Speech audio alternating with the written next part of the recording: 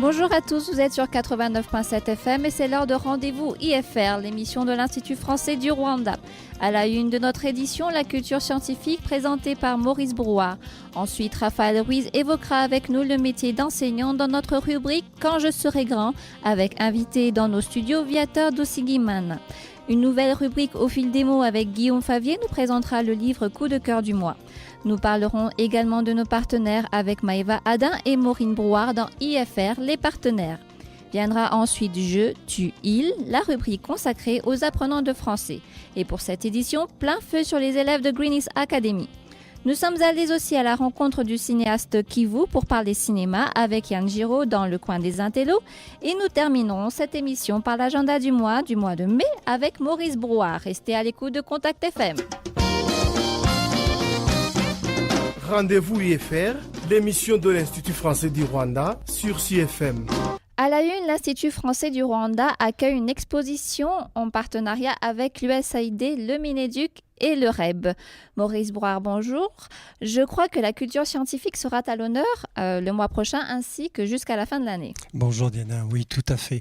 Et pour la troisième fois consécutive, il y a 2 ans déjà, l'IFR a présenté l'exposition Le Village des Sciences à plus de 32 000 jeunes rwandais des écoles primaires de la ville de Kigali. Et l'an dernier, l'exposition La Terre entre nos mains était vue par 14 000 jeunes collégiens et lycéens de toutes les provinces du Rwanda. Cette année, l'IFR propose une exposition interactive intitulée « Énergie pour un monde durable ». Elle sera présentée dans toutes les écoles d'excellence du Rwanda à partir du mois prochain et jusqu'en avril 2014. Les thèmes abordés cette année dans cette exposition permettront à tous de comprendre le rapport entre énergie et développement, de comprendre les difficultés que le monde va rencontrer dans un avenir proche pour son approvisionnement et de comprendre les conséquences sur le changement climatique d'une augmentation toujours croissante des besoins de l'humanité. Guy-Antoine Dufour est formateur à Centre Sciences Orléans et expert en sciences et techniques. Il est venu de France pour former durant une semaine les 8 étudiants rwandais qui animeront cette exposition dans tout le pays. C'est une exposition qui est constituée de panneaux, bien sûr, mais surtout de 12 expériences, c'est-à-dire des objets qui permettent de se questionner sur qu'est-ce que l'énergie, comment on peut réussir à la stocker, quel avenir on peut préparer pour l'après-pétrole, notamment par rapport aux enjeux que sont par exemple le réchauffement climatique, où l'on sait que les gaz à effet de serre ont notamment augmenté avec l'activité industrielle. C'est une exposition sur laquelle les enfants notamment ont la possibilité d'expérimenter, de tester et de découvrir par eux-mêmes, accompagnés par les animateurs. Pouvez-vous nous dire qu'est-ce qui va intéresser les jeunes Rwandais dans cette exposition et nous donner 1 ou 2 exemples ? Alors il y a notamment des expériences comme celle du moteur Stirling. On a l'impression que ce moteur fonctionne à partir de rien. Mais en fait, juste la chaleur de la lampe va suffire à donner un peu d'énergie et le moteur va sembler tourner ainsi à partir de rien alors que ce peu d'énergie suffit à l'alimenter. La conséquence dans la vie quotidienne, c'est la cogénération, c'est-à-dire que l'on peut utiliser la chaleur d'un moteur électrique pour fabriquer l'électricité qui sera utilisée sur l'appareil lui-même. Merci Guy-Antoine pour ces explications. Je rappelle que vous êtes directeur adjoint de Centre Sciences à Orléans et médiateur en sciences et techniques. Merci également à tous nos partenaires qui ont rendu cette magnifique opération possible. L'USAID, l'ambassade des États-Unis, la direction des sciences du ministère de l'Éducation nationale, le Rwanda Education Board et l'Institut français de Paris. Grâce à leur aide, l'IFR va pouvoir sensibiliser pour la 3e année consécutive des milliers de jeunes Rwandais à la culture scientifique et au développement durable. Une fois par mois, le samedi à 15h30 et chaque mardi à 19h30. J'écoute Rendez-vous IFR, l'émission de l'Institut français du Rwanda sur CFM. Enfants, nous avons tous un rêve, notamment celui d'être maîtresse d'école. Aujourd'hui, nous parlons plutôt d'enseignants. Bonjour Raphaël. Oui, bonjour. Nous avons rencontré Théobald Boussanane, un enseignant passionné qui travaille à l'école française Antoine de Saint-Exupéry à Kigali. Il est titulaire d'une classe de C1 et il enseigne donc toutes les matières à ses élèves comme le français, les mathématiques et même la découverte du monde. Pour lui, enseigner, c'est s'engager sur le long terme pour l'avenir des enfants. Enseigner l'enfant, c'est le préparer à devenir une personne adulte capable de surmonter toutes les difficultés de la vie quotidienne. Savoir lire, savoir se débrouiller, savoir aussi créer des innovations. Quelqu'un qui sera responsable et qui sera vraiment utile à toutes les attentes de la société. Son rôle d'enseignant doit se faire en collaboration avec les parents. Cela permet de faire le point sur l'évolution des enfants et de mettre en place des solutions pour surmonter les difficultés. Alors comme tout métier, être enseignant demande des qualités particulières et Théo nous donne quelques conseils à ceux qui se destinent à ce métier. Je leur dirais d'être patient, d'avoir le dévouement, d'aimer vraiment leur métier et surtout de faire des recherches parce que l'enseignement d'auparavant n'est pas comme celui d'aujourd'hui. Pour Théo, une école est comme une pépinière. Avec quelques années de travail, on y récolte de nombreuses variétés de fruits. Enseigner, c'est aider l'enfant à grandir en lui transmettant des connaissances, mais aussi les clés pour devenir un adulte utile à sa société. Bon, justement, à nos côtés au studio pour en parler, notre invité Viator Doucegui-Mana, professeur de l'école française Saint-Exupéry. Bonjour Viator, donc vous enseignez à la fois le français à des adultes à l'Institut français du Rwanda et le français à des enfants cette fois-ci à l'école française Saint-Exupéry avec votre collègue Théo que nous venons d'entendre. Alors dites-nous, qu'est-ce qui vous passionne dans votre métier ?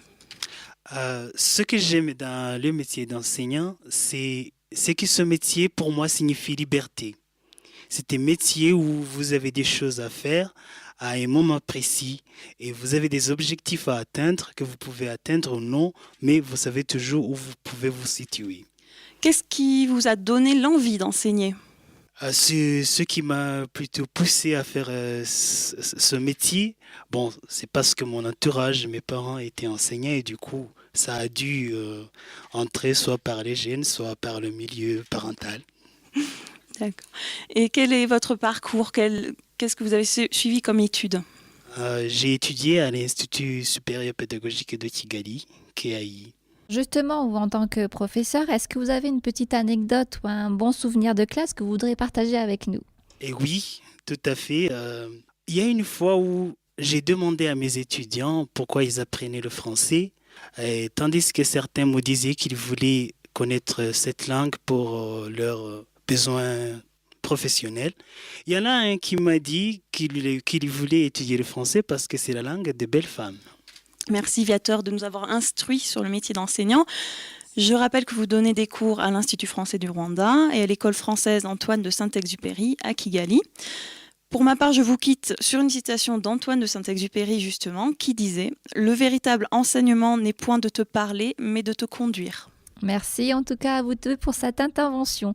Vous l'avez compris, n'est pas enseignant qui veut, car c'est un métier clé dans notre vie. Ce sont des personnes qui nous éduquent et qui très souvent ont marqué nos esprits.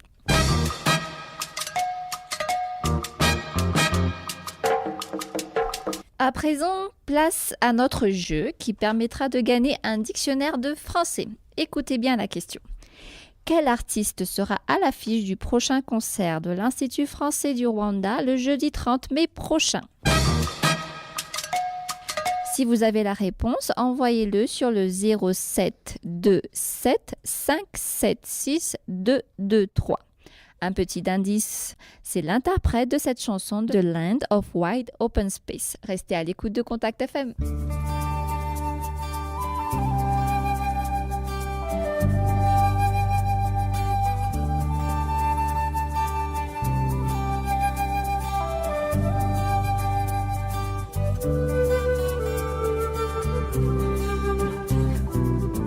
Nantenkweta shiketo ja shikomo penduka ye Hakweto chirongo hoshiwa ye Ntodi machike nandoto ikoba fisbei Haye swako munda kokubare Munda mwimu nokubare novu steine Hule wapi mu lele wake as far as the eye can see Rike kilerina mile Mono mule fatile Barui le balimi Mono monamibia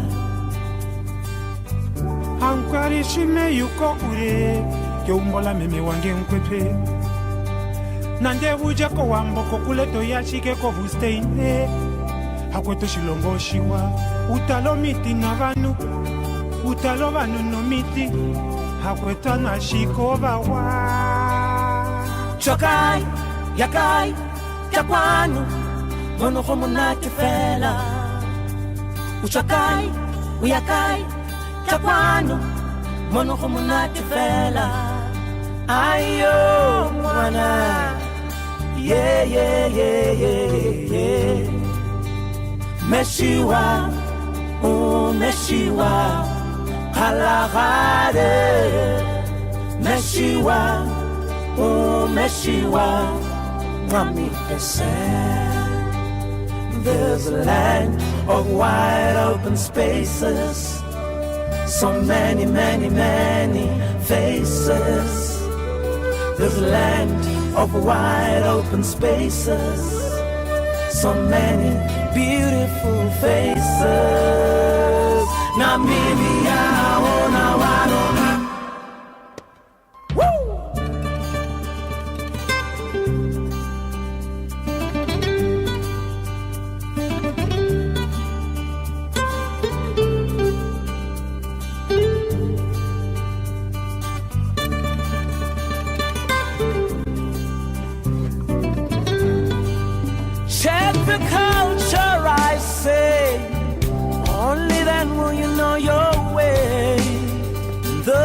Dark times, you gotta stay true to your roots now.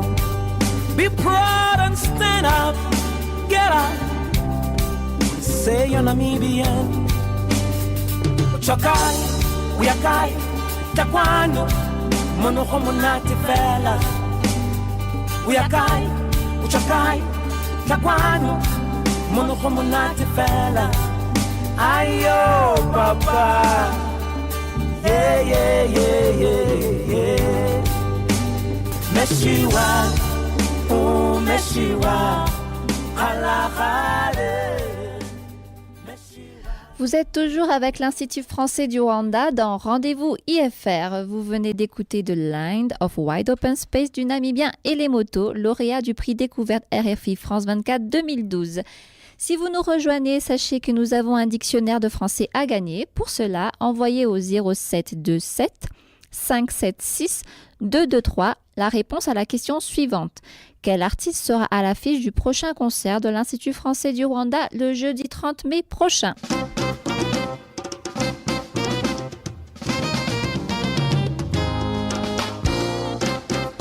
L'humanité et ses secrets, c'est ce que nous explique Guillaume Favier à travers le livre Troisième humanité de Bernard Weber. Nous sommes à l'ère de la deuxième humanité. Il y en a une avant, il y en aura une après. L'ancienne humanité, c'est en Antarctique que le paléontologue Charles Wells et son expédition la découvrent. Tout au fond d'un lac souterrain, ils mettent à jour les restes de squelettes humains qui mesurent environ 17 mètres. La nouvelle humanité, c'est son fils David qui l'entrevoit avec son projet d'étude sur les pygmées du Congo, sélectionné par un nouveau programme de recherche consacré à l'évolution future de l'humanité. Bernard Werber, auteur et futurologue français, réunit dans Troisième Humanité des thèmes qui lui sont chers, la nature, la science et une certaine vision de la destinée. L'auteur pose une question pertinente au lecteur. Doit-on continuer à vivre comme nous le faisons aujourd'hui?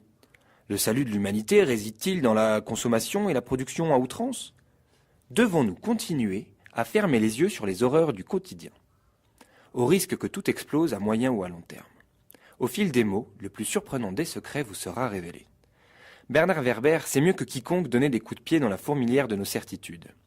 Il utilise nos repères quotidiens pour mieux les remettre en question par la science et la religion. Tout au long des 400 pages du livre, nous apprenons à découvrir et à apprécier tous les personnages et leurs caractères si différents. Et s'il y a bien une chose que je vous promets, c'est de ne pas vous ennuyer tout au long de votre lecture. Par son écriture simple et intuitive, Bernard Werber vous emmènera aux 4 coins du monde, que ce soit en Antarctique, à Paris, au Congo, en Turquie ou encore en Iran. Mais là, je vous entends déjà dire « Comment allons-nous faire pour lire ce livre ?» Rien de plus simple. L'Institut français du Rwanda vous accueille dans son French Corner tout juste inauguré, dans le bâtiment de Rwanda Library Services à Kakiru, où vous pourrez emprunter ce livre pour une durée de 2 semaines. Ce sera également l'occasion de découvrir un nouveau support de lecture, Une liseuse électronique qui vous permettra de lire à n'importe quel endroit, sans encombre, et d'adapter l'écriture à vos goûts et couleurs. C'est sûr qu'avec l'IFR, vous êtes à la page.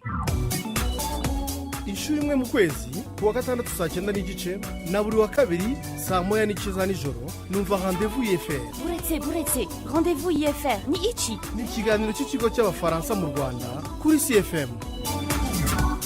Rilima, une petite ville située à 1 heure de route de Kigali. C'est là que se sont rendus Maïva Adin et Maureen Brouard pour rencontrer un de nos partenaires. Eh bien voilà, chers auditeurs, vous l'avez entendu, c'est un après-midi comme un autre dans le district du Bouguesera où se situe le centre pédiatrique orthopédique Sainte-Marie de Rilima. Il est 14h et les enfants colorient les couronnes en papier qu'ils ont fabriquées la veille. En effet, nous avons visité les différents espaces du centre. Les enfants que nous croisons portent des bandages, d'autres marchent avec des béquilles. La particularité de ces enfants est qu'ils viennent de se faire opérer pour des malformations des membres inférieurs et supérieurs, comme les pieds, les genoux, les hanches ou encore les épaules. Dans les années 80, ce centre était un orphelinat. Ce n'est que dans les années 2000 qu'il commence à accueillir des enfants handicapés uniquement afin de soigner leurs malformations orthopédiques.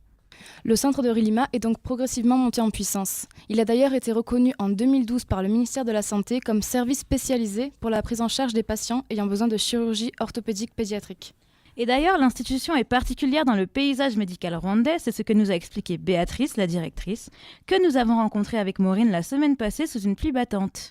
Nous sommes le seul hôpital au Rwanda à n'accueillir que des enfants. Les autres hôpitaux accueillent souvent des enfants et des adultes. Une autre spécificité sur cet accueil d'enfants, c'est que dans les autres hôpitaux au Rwanda, il y a toujours des gardes malades. Chez nous, on hospitalise les enfants seuls, sans les parents.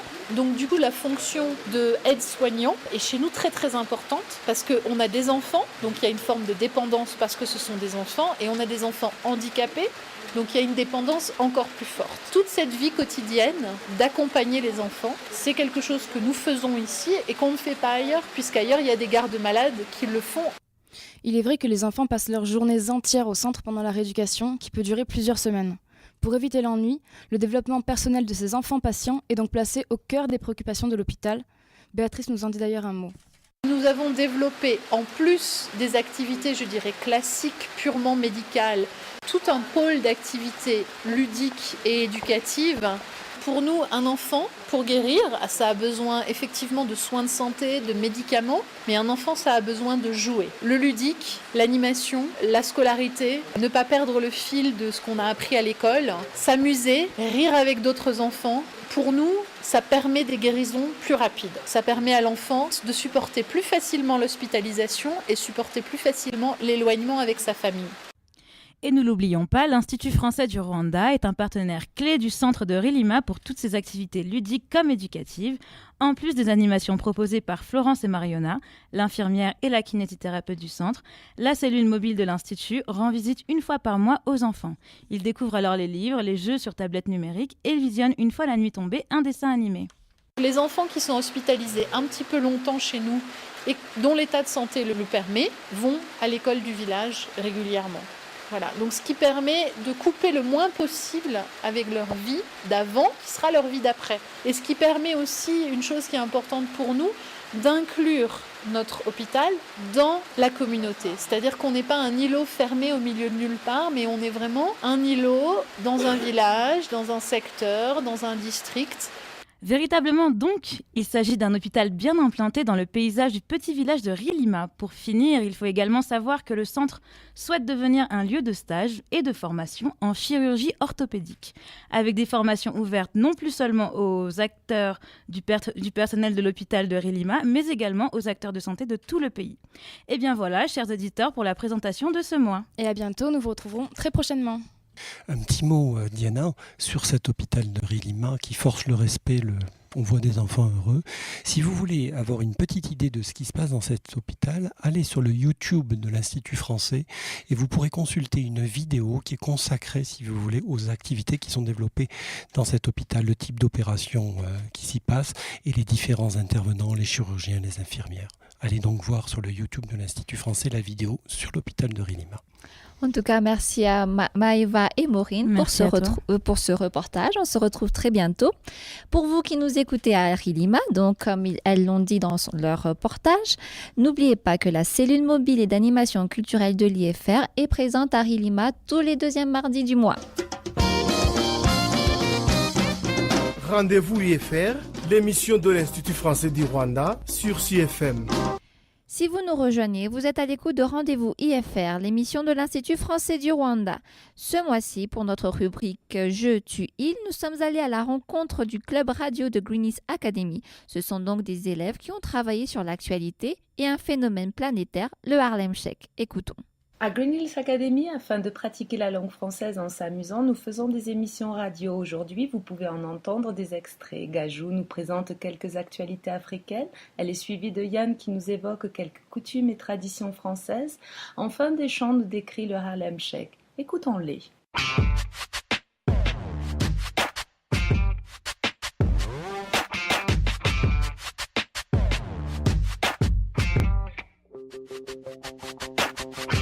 Actualité africaine maintenant, Gajou. Au Kenya, où Uhuru Kenyatta a gagné la présidentielle, le pays est resté paisible malgré les fractures tribales et économiques des élections passées. La communauté appelle le président à bâtir sur cet apaisement. On souhaite une bonne chance à Kenyatta. En Afrique du Sud, Nelson Mandela a été hospitalisé le 10 mars. Il est resté 24 heures, mais maintenant il va bien. Insolite, un petit enfant de 8 ans épouse une femme de 61 ans. Il affirme que c'était la volonté de ses ancêtres morts. Les parents défendent leur enfant en disant que c'était qu'une cérémonie et qu'il n'y avait ni certificat de mariage ni de vie commune.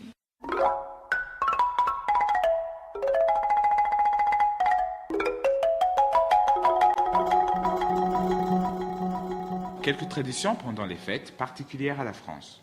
Le 6 janvier, l'épiphanie, on tire les rois, c'est-à-dire on mange une galette qui contient un petit objet, la fève. Celui qui la trouve est couronné roi ou reine.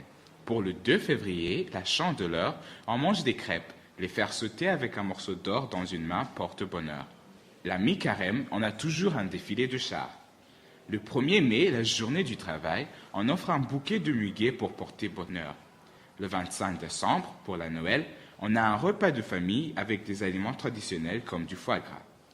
Il y a aussi certaines coutumes de mariage. Par exemple, la mariée se tient à gauche. Cette tradition permettait, il y a bien longtemps, que le marié puisse saisir son épée de la main droite pour repousser les éventuels prétendants. On jette aussi du riz sur les mariés pour leur souhaiter bonheur et prospérité.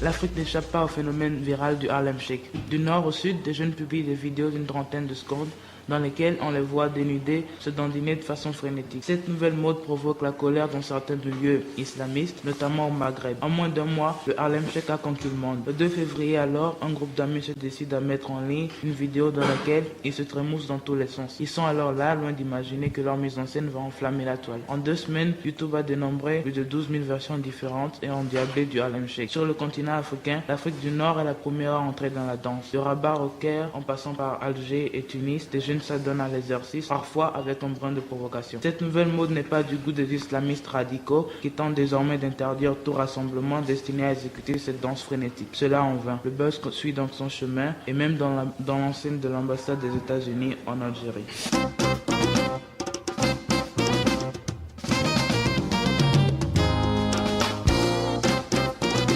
Merci à Yann, Gajou et Deschamps donc pour ces productions plus qu'instructives, ainsi qu'à leur enseignante Martine Durade.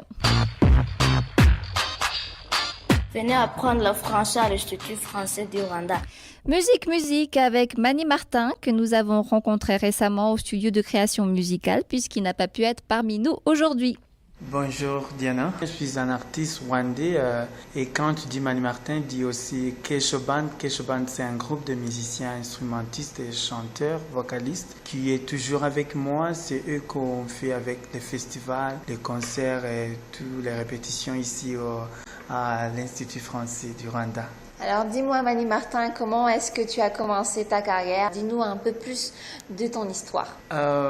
Moi, j'ai commencé à aimer la musique quand j'avais 6 ans. Donc j'écoutais les chansons à la radio et je les chantais pour les gens, à l'école, pour les enseignants et pour les élèves. Il y a mon enseignant qui me disait toujours que peut-être je suis un enfant talentueux. Alors moi, je ne savais pas ce que ça veut dire talentueux, mais après tout, j'ai devenu un artiste. Il faut remercier cet enseignant. Merci d'avoir donné de jolis conseils à Mani Martin. Je lui remercie beaucoup toujours. D'accord. Et au niveau du prochain calendrier de Mani Martin, quand est-ce? Qu'est-ce que tu prépares? Quand est-ce qu'on pourra te voir? Donc c'est pour cela que je suis toujours ici à l'Institut français, parce que je me prépare pour un autre festival en Ouganda qui s'appelle Baimba Festival. Le 6 mai, on va participer à ce festival-là. Aussi pour le concert au mois d'août ici à Kigali. On se prépare aussi dans la compétition Jeux de la francophonie à Nice, en France. Je suis parmi le groupe qui va représenter le Rwanda. D'accord. En tout cas, merci et surtout bonne chance. Surtout un grand merci à vous d'être venu ici au studio de l'Institut français. Et d'ailleurs, vous avez une petite surprise, mais je vous laisse présenter cette surprise. La chanson que vous allez écouter, c'est la chanson qui s'appelle Umu Mararungu. C'est vraiment une nouvelle chanson à moi qui n'a pas encore sorti, mais c'est une surprise pour les gens qui suivent Rendez-vous IFR. Merci beaucoup. Allez, au revoir et bonne écoute à tous.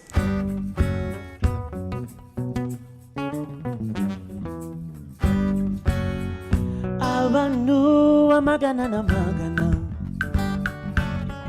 bose baba bamagana bose baba bashaka guterana ngo barebe umumararungu ngo barebe umumararungu umumararungu yavutse nk'abandi umumararungu nawe yakuze nk'abandi abarusha kuba ari umumararungu nyine abarusha kuba yarahawe ubwo bumanzi na rurema yebayoba abantu amagana n'amagana bose baba bamagarana bose baba bashaka guterana ngo barebe umumararungu yeba ngo barebe umumararungu.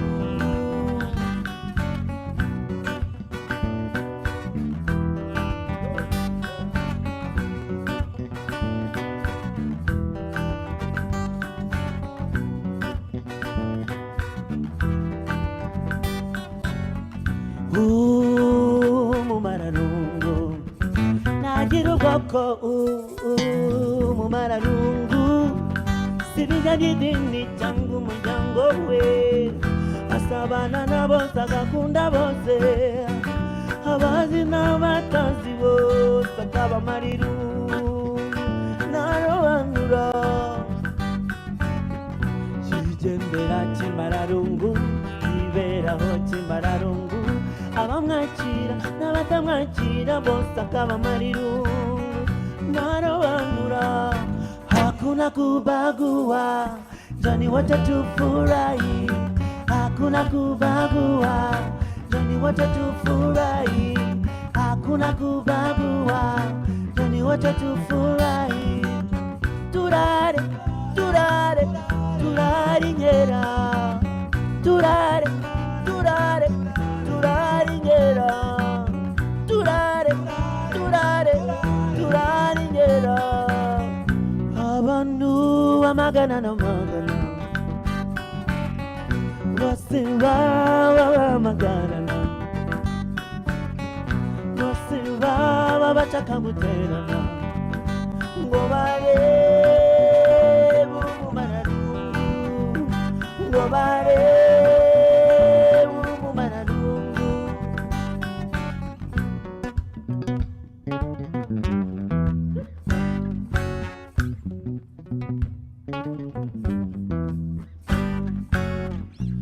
Abano amagana na magana.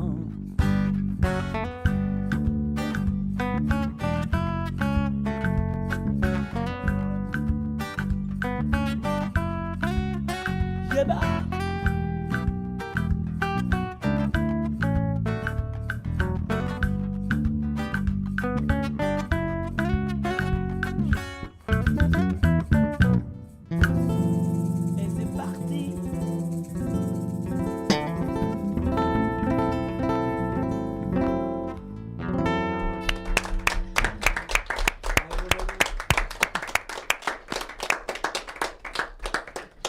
Un grand merci donc à Mani Martin pour sa chanson Umumararungu.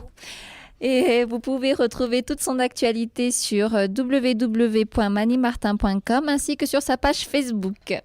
Après la musique, le cinéma. Yann Giraud est allé à la rencontre d'un cinéaste rwandais qui voue pour le coin des intellos. Bonjour Yann. Oui, bonjour Diana, bonjour à vous tous autour de la table. J'imagine qu'il doit y avoir des intellos. Maureen, ça fait une intello. Maëva, vous êtes une intello, vous ? Pas autant que vous, je pense. Ah bon, alors, voyez, c'est une rubrique qui est faite spécialement pour vous, le coin des intellos. En fait, les intellos, c'est quoi ? C'est ainsi qu'on nomme en France les intellectuels, un peu pour se moquer, parce que ce sont des gens qui, comme vous le savez, causent beaucoup. À leur décharge, ce ne sont d'ailleurs pas les seuls. Au bistrot... Dans un salon de coiffure. Ah oui, effectivement, partout dans la rue, on cause beaucoup également. Alors, de quoi les intellos parlent-ils exactement et dans quel but ? Ils parlent pour refaire le monde.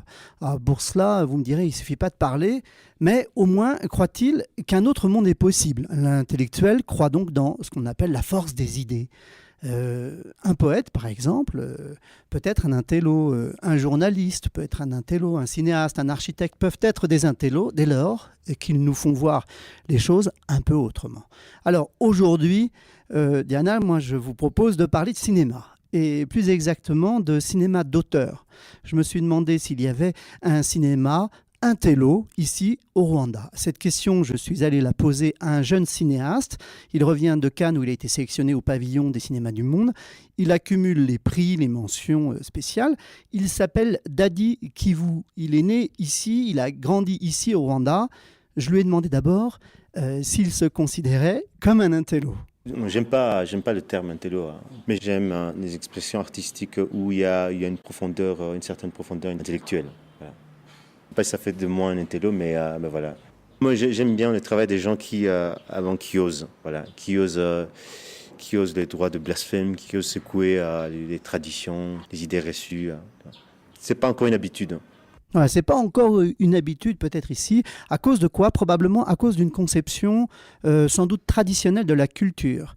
D'ailleurs, le mot culture va revenir plusieurs fois dans notre conversation et qui vous a même proposé une définition que je vous laisse entendre. Le mot culture, traduit en Kinyarwanda, veut dire quelque chose qui se rapproche beaucoup plus des patrimoines et des traditions. Il y a un autre mot qui pourrait être intéressant, je pense, en Kinyarwanda, c'est ubuhanzi. Donc, guhanga, c'est créer. Maintenant, on crée des choses qui sont nouvelles. Mais maintenant, on n'est pas beaucoup dans cette démarche parce que tout ça part d'un certain sens critique. Si on ne doute pas, si on ne questionne pas, il devient très difficile de créer ou de vivre dans une logique de chercher la création. Pour l'instant, ce n'est pas le cas. Voilà, bon, là notamment, Dany, quand il parle de ces objets qui ne changent pas, pensait aux imigongo que l'on peut améliorer techniquement, mais dont on peut se demander si effectivement ce sont des productions artistiques ou artisanales. Alors évidemment, moi j'en ai profité pour l'interroger sur son art à lui, le 7e art, sur le cinéma au Rwanda. Écoutez sa réponse. Il y a des salles où on montre parfois des films et des matchs de foot. Beaucoup plus de matchs de foot que de films. Il y a un mot anglais, film going, donc la culture d'aller au cinéma, c'est vraiment une culture, hein. Donc c'est des habitudes qu'on prend. Par exemple, dans la culture occidentale, avoir son premier baiser au cinéma, aller au cinéma avec sa copine ou aller au cinéma pour se détendre, c'est vraiment des habitudes qu'on acquiert sur plusieurs années. Je ne dis pas que c'est la jungle ici, mais voilà, mais il y a plusieurs nouvelles habitudes qu'il faut créer. Parce que les gens regardent des films d'action, mais ils les regardent sur des DVD très moches où le son est mauvais, où les images sont mauvaises, et leur apprendre à regarder ou leur donner accès à des images de qualité, à un son de qualité, à des nouvelles expressions cinématographiques. Voilà, donc vous avez compris, en fait, le cinéma, c'est comme le reste, tout n'est peut-être qu'une question d'habitude. Pour terminer, j'ai demandé au jeune Kivou s'il allait voir parfois des films d'action pour se détendre. Voyez ce qu'il dit. Moi, je peux très bien regarder un film d'action, parfois j'en regarde. Je peux bien aller au cinéma pour regarder des choses légères, mais on peut être complexe dans la légèreté. Si je regarde par exemple une comédie des frères Cohen, je m'amuse beaucoup plus que quand je regarde par exemple une comédie romantique avec une formule bien établie et qui marche toujours et où il y a une jolie blonde un peu bête. Mais même si je fais un film, si je fais une comédie, mais je fais une comédie quand même qui peut faire réfléchir. Voilà, il est un peu sévère sur les blondes, parce qu'il y a aussi des beaux bruns et cervelés. Enfin bon, voilà, j'espère que je vous ai donné l'envie de découvrir ce cinéaste et de voir ses longs métrages. Le plus connu, donc retenez-le, c'est Matière grise, Grey Matter. Voilà. Je vous salue tous, donc les intellos qui nous écoutez, et puis vous-même qui êtes autour de la table. On se retrouve dans un mois, j'espère vous dénicher une nouvelle tendance, un truc à la mode ou une personnalité intellectuelle d'avant-garde. Nous n'en doutons pas. Merci Yann, qui est donc notre intello.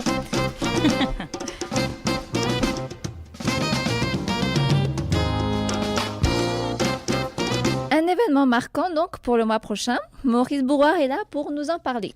Un événement à ne pas manquer en fin de mois. Vous avez écouté tout à l'heure la qualité de la chanson d'Elemoto. Donc c'est un événement musical, un concert d'exception, le concert d'Elemoto.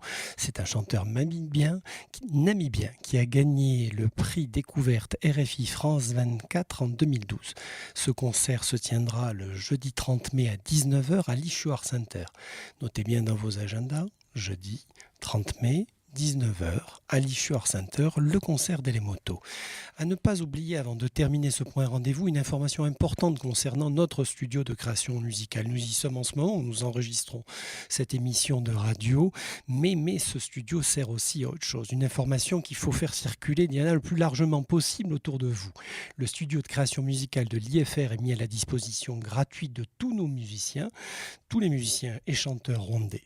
Vous voulez réserver un créneau? Contactez Vénus à l'IFR. Vous pourrez ainsi créer et répéter vos morceaux favoris dans un environnement professionnel. Et vous pourrez ainsi peut-être vous préparer au prix découverte RFI France 24 de cette année 2013, dont les inscriptions sont ouvertes sur le site de Radio France Internationale à l'adresse suivante: www.rfi.fr. w3fois-rfi.fr. Peut-être aurons-nous cette année un premier prix RFI pour un artiste rwandais. En tout cas, je l'espère bien qu'on aura un artiste rwandais. En attendant, vous pouvez, comme l'a dit Maurice Brouard, réserver le studio auprès de notre cher Vénuste à l'adresse suivante: ifr.studiomusique avec un C à la fin, @gmail.com. Rendez-vous IFR, c'est fini. Merci à tous, on se retrouve très bientôt. En attendant, vous pouvez suivre l'actualité de l'Institut français sur notre page Facebook, Twitter et sur notre tout nouveau site internet www.institutfrançais-rwanda.com. Une fois par mois, le samedi à 15h30 et chaque mardi à 19h30. J'écoute Rendez-vous IFR, l'émission de l'Institut français du Rwanda sur CIFR.